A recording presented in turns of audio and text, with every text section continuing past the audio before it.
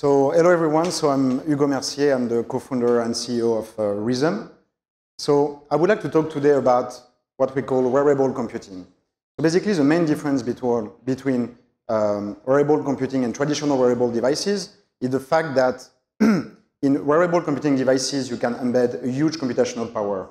So it adds a layer of complexity compared to traditional wearable because in terms of the development of different technologies, integration, heat dissipation, design, operation, cost. So I wanted to share with you tonight my experience of wearable computing.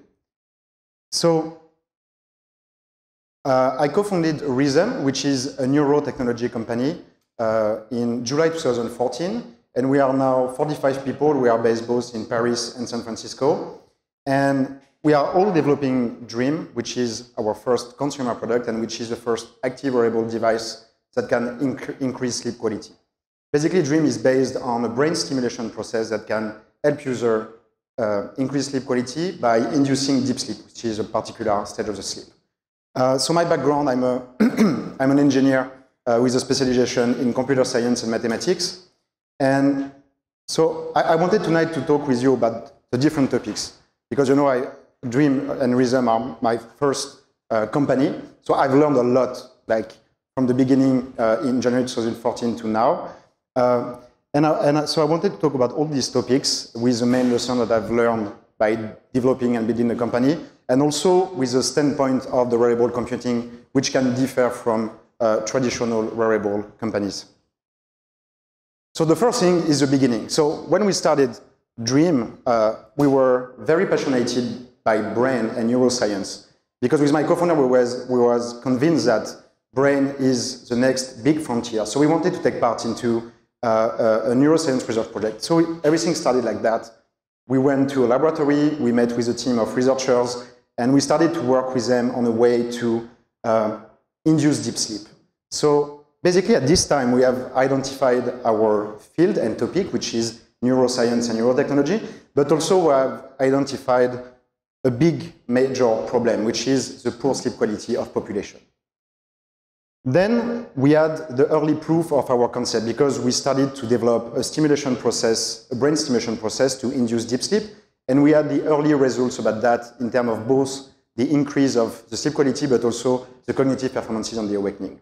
So at this time we had the topic, the problem, and the beginning of a solution. But as you can see on these pictures, it was very, very far from a kind of, you know, a sexy consumer product. So a lot of work after that. But I think it's really important at the beginning to get deeply passionate about something because you are going to work really hard, like night and day on something. So if you're not really interested about that, it's like it's not a good idea.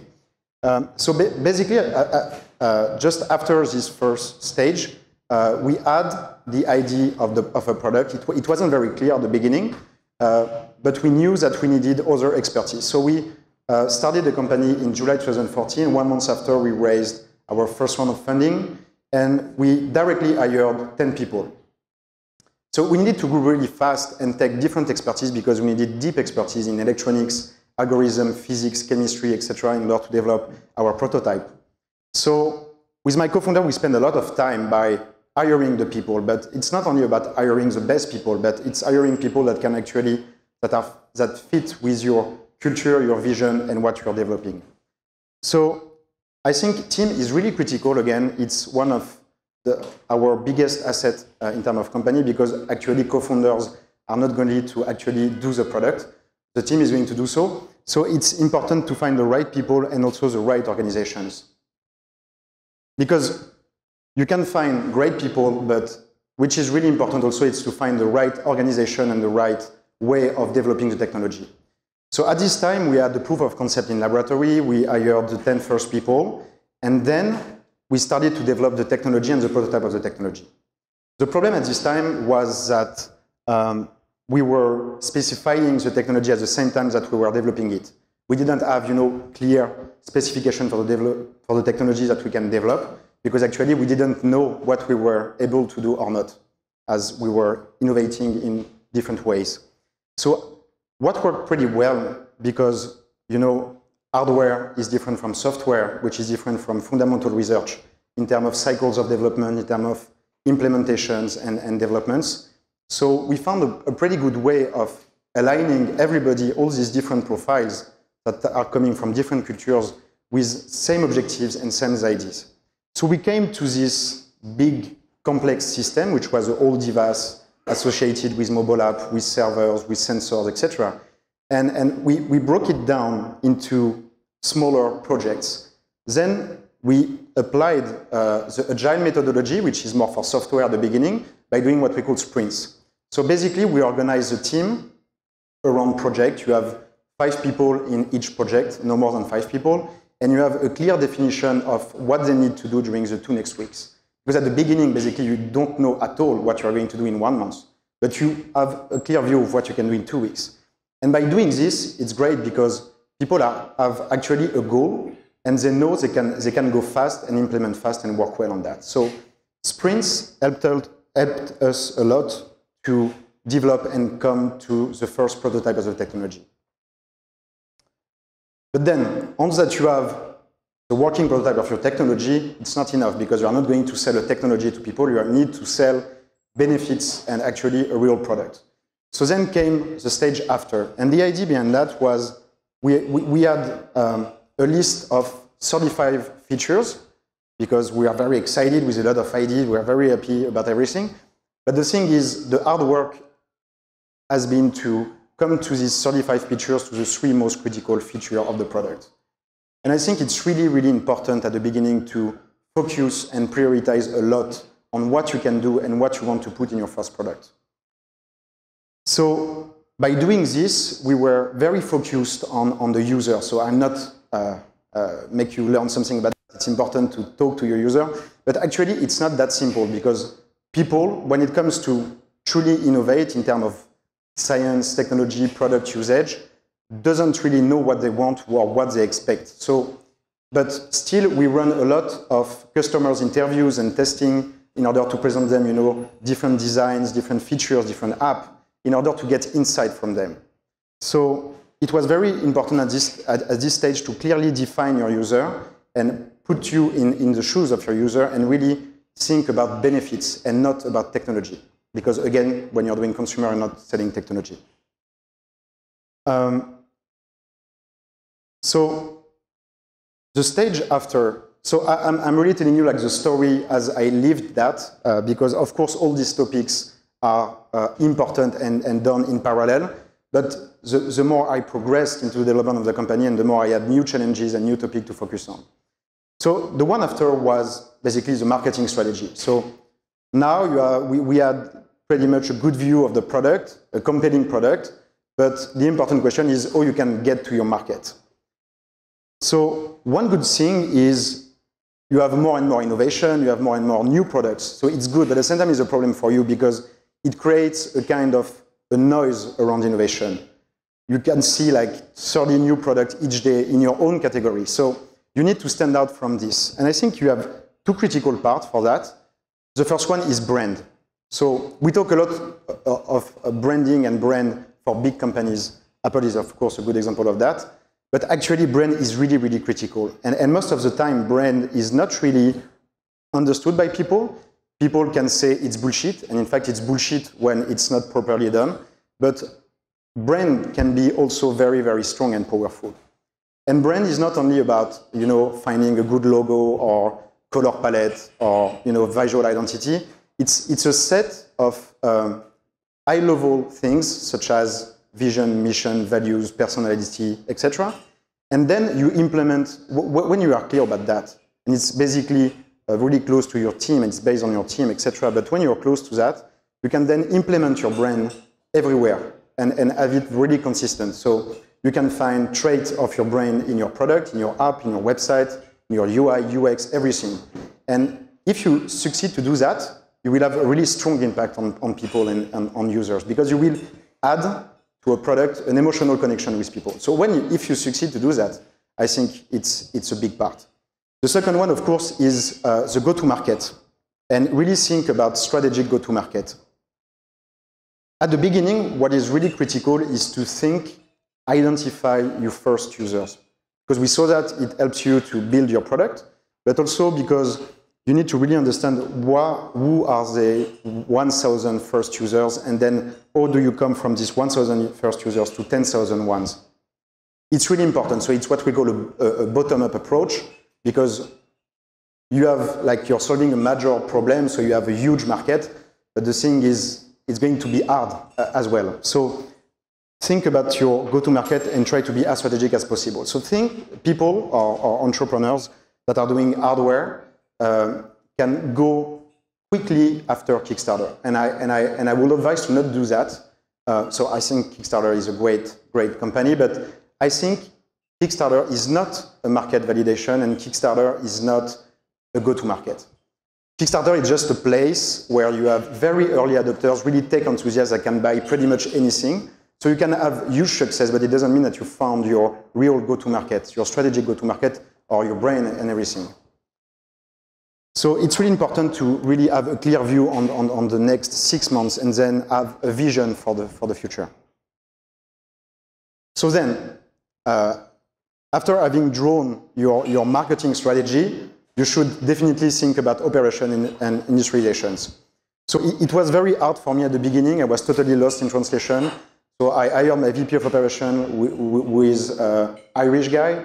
I'm French, and was talking to Taiwanese and Chinese people about EVT, DVT, PVT. So I didn't understand anything at the beginning. So it was a kind of painful first approach. But what I understood directly is operation and industrialization is actually a job that requires a lot of expertise and experience. So you have different possibilities to handle operations, mainly 3 big kind of categories. You can go to a hardware accelerator. These guys are pretty famous, and they can bring you this kind of support in order to understand how to choose your partner, where do you should go, Taiwan or China or another country, and how you implement everything. You can also work with, contractors, like these big guys can provide support, manufacturing support that can be helpful. Or the third possibilities is the one I choose, is to hire a VP, a senior level person for the operations. So my VP operations have 15 years old of experience, and it helped me a lot in that thing. So what is really important about operation is to really try to get industrial input as soon as possible when you're developing your technology. At the beginning is really about the BOM, like the bill of materials, choosing your components, because it can impact your technological structure. And then is really to have a good view on how your BOM can evolve and how you can work on that. So as soon as you have find the right partners, not too big because they don't care about you, and not too small because they cannot really work well, then you can have a pretty good view of the cost of your first product and how it can evolve, and also the timeline and everything associated with operations. So it leads to the business model. So business model is important, but actually the truth is you are going to have a first business model, but probably it's going to move a lot, because business model for hardware is pretty hard, actually. And you can find even big companies that are successful, such as Fitbit, that has very tough challenges in terms of business model. Like they have a freemium business model, Fitbit, but they have an adoption rate of only 1%. So only 1% of the users are taking the premium subscription, which is not good. So it can be really challenging. So I think at the beginning, the most important thing is to focus a lot on your cost structure. So what you can see here is a kind of economies of scale. So it's not on my product, but on another one. And you have different metrics. So you have the bill of materials, the COGS, cost of goods sold, which is your bill of material plus the cost of the assembly, for example. And you can see that you have a significant drop of your fixed cost with the time. So at this time, what is really important is to understand your cost of structure, how it can evolve. And then it's also associated, of course, with the distribution. So distribution, you have 3 main possibilities. You can distribute your product from your website through another website such as Amazon, or through retail stores. For each of them, you can see that you have different retail margins that can be really huge retail margins. So it really depends, and it's really correlated to the marketing strategies that you pick. If you want to do something kind of viral or you don't need to go, or if it's not consumer but targeting certain people, you definitely don't need to go after retail stores, and you can distribute through your website. And of course, you have a huge diversity of business model. You can have lease, subscription-based, only hardware, on data, and stuff like this. So it really depends on your user, your product, and the usage of the product. Okay. So, of course, at the beginning, you will lose a lot of money, and your probably is not going to be profitable. But we have our friends, the VC guys, that can help us and finance the company. So basically, for the fundraising, what is really important to understand is hardware is really expensive, and wearable computing can be even more expensive because you add more technology development and more industrial run, that kind of things. So you need to understand that, and you need to align your fundraising strategy with clear milestones. Proof of concept in laboratory, fully working prototype, first beta product, consumer product, and growth, etc.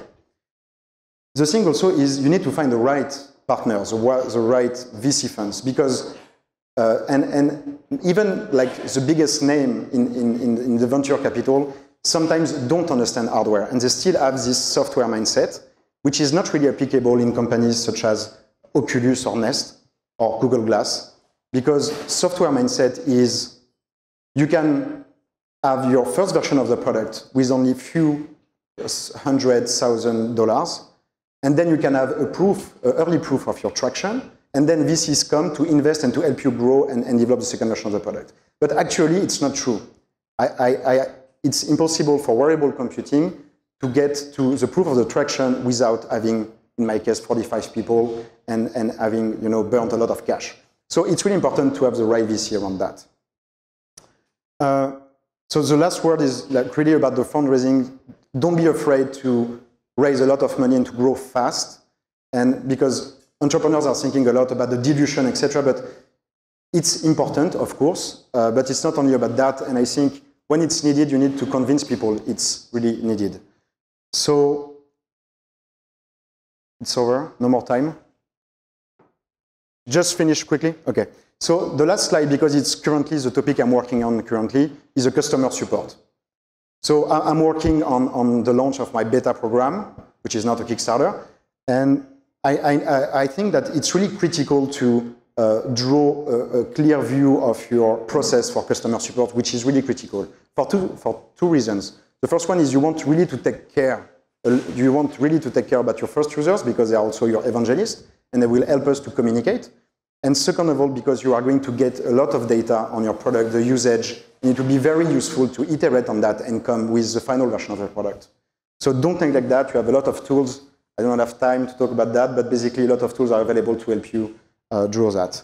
So to conclude, I would say that wearable computing is really something really challenging in terms of execution, fundraising, but at the same time is really rewarding because we are working at the same time on a lot of different innovation and integrate everything into a final consumer product.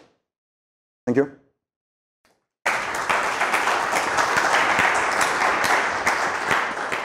Thank you very much. Just one question from me. So thank you very much for doing this. And pitch. Tell us actually a bit about where you guys are, what product. So actually, I didn't put a lot on that because we are going to start actually the communication at CES. But basically, we raised enough money to have like 45 people in Paris and San Francisco. We are currently working on raising the next round. And we are going to announce at CES the launch of our beta program. So it will come first quarter of 2016. And it will be a first limited series of the product that will be available for first users. Thank you.